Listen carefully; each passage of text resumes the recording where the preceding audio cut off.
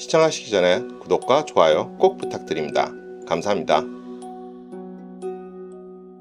1814년 영국의 스티븐슨이 전기기관차를 발명하면서 본격화된 철도의 역사는 이후 전 세계로 널리 퍼지면서 열차도 함께 발전하였습니다. 당초 10km 안팎의 전기기관차는 1892년에 루돌프 디젤 박사가 디젤 기관을 발명하자 디젤 동력기관차가 발명되면서 더 빠르고 효율적인 디젤 열차로 대체되었습니다. 한편 디젤 기관차가 발명된 때와 비슷한 즈음에 전기열차도 같이 연구되고 발명되었습니다. 전기기관차는 1837년 로버트 데이비슨이 전지로 움직이는 열차를 개발하면서 시작되었고, 기술은 나날이 혁신되면서 1964년 10월 1일 세계 최초의 고속전철 신칸센이 개통하면서 새로운 시대가 개막되었습니다.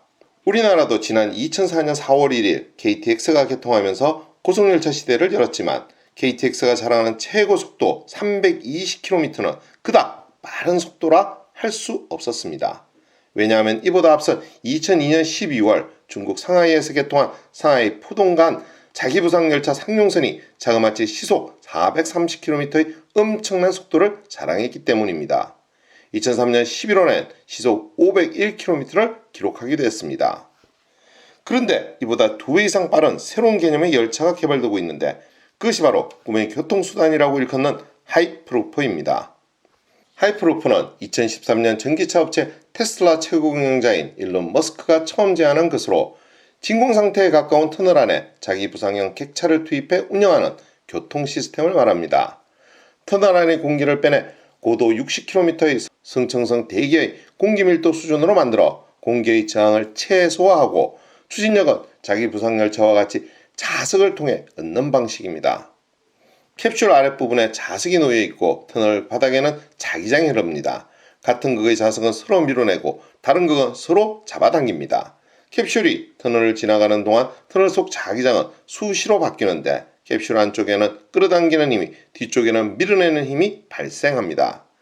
자기 부상 열차와 마찬가지로 캡슐은 터널 바닥에 살짝 떠 있는 상태로 이동하면서 차량과 레일 간의 마찰장이 최소화되고 공기 밀도를 낮춰 공기저항도 최소화된 상황에서 음속에 가까운 시속 1200km를 달성한다는 것입니다. 보잉 787기가 지표면 대비 30에서 40% 공기압에서 시속 900km가 넘는 속도를 낼 수 있다면, 공기압이 1000분의 1 기압, 즉 0.1% 이하인 진공상태인 하이프루프 안에서는 이론적으로 음속에 가까운 속도를 낼 수 있는 것입니다. 시속 1200km의 하이프루프가 상용화되면 570km의 로스앤젤레스에서 샌프란시스코 구간을 30분 만에 이동할 수 있습니다. 871km인 호주 시드니와 멜버른 구간은 50분이 소요되는데, 이 정도 거리면 기차로 11시간, 승용차로 9시간에서 10시간, 비행기로 1시간 30분이 걸립니다. KTX로 2시간 40분 소요되는 서울에서 부산까지 거리는 20분 만에 주파할 수 있을 것입니다. 당시 일부 비평가들은 머스크의 아이디어를 공상과학으로 치부하면서 회의적인 반응을 보였지만, 이 아이디어는 언론의 집중 조명을 받으며 많은 업체들이 음속에 근접한 시속 1200km의 하이프루프 개발을 위한 연구를 시작하였습니다. 물론 초음속으로 달리는 교통수단에 대한 연구는 이전에도 존재했습니다.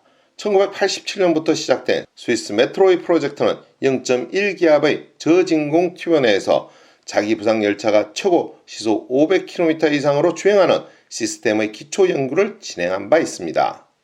이외에 미래학자인 데릴 오스트가 창립한 ET3도 지난 1997년 진공 튜브 내에서 소형 캡슐이 최고 시속 5000km로 날아다니는 아이디어를 제시하기도 했습니다.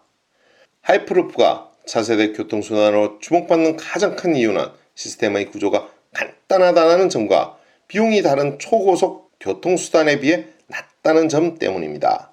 일론 머스크는 샌프란시스코와 LA 구간의 하이프루프 건설비를 고속철도의 10분의 1 수준으로 하고, 운영비는 튜브에 설치한 태양광 발전을 이용해 대부분 충당할 수 있기 때문에 편도 운임이 $20 수준이 될 것이라고 예상했습니다.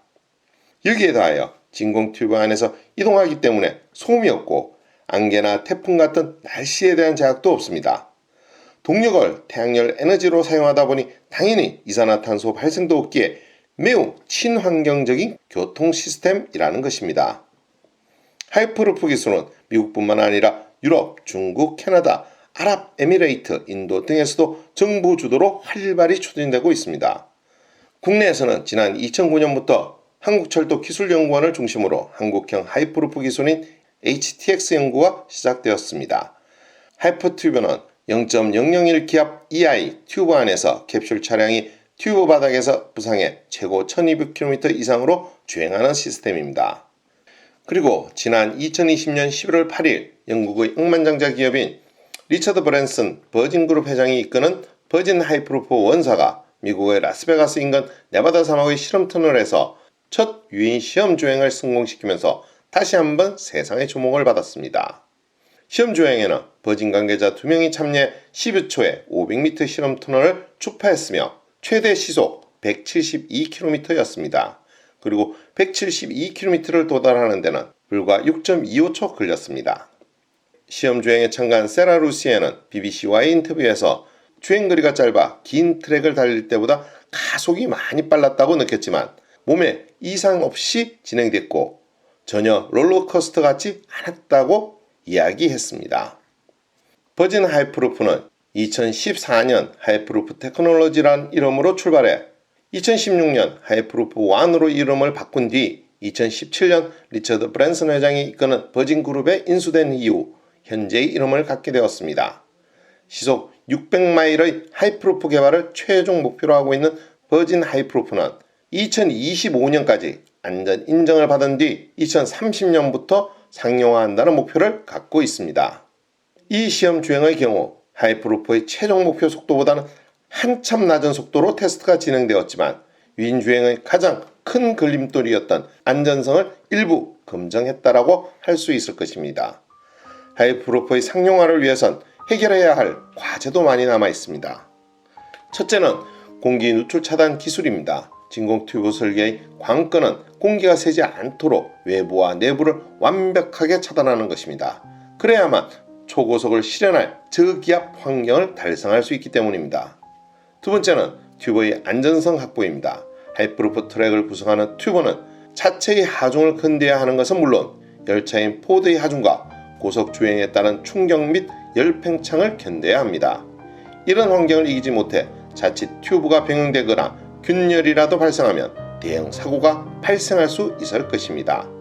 이 밖에도 차량 부양기술, 가속기술, 정지기술, 에너지 효율화 기술, 승객들의 불편함을 느끼지 않도록 하는 기술 등도 해결되어야 할 것입니다. 오늘의 이야기는 여기까지입니다. 더 좋은 이야기로 찾아뵐 수 있도록 구독과 좋아요 꼭 부탁드립니다. 알림 설정도 잊지 마시고요. 감사합니다.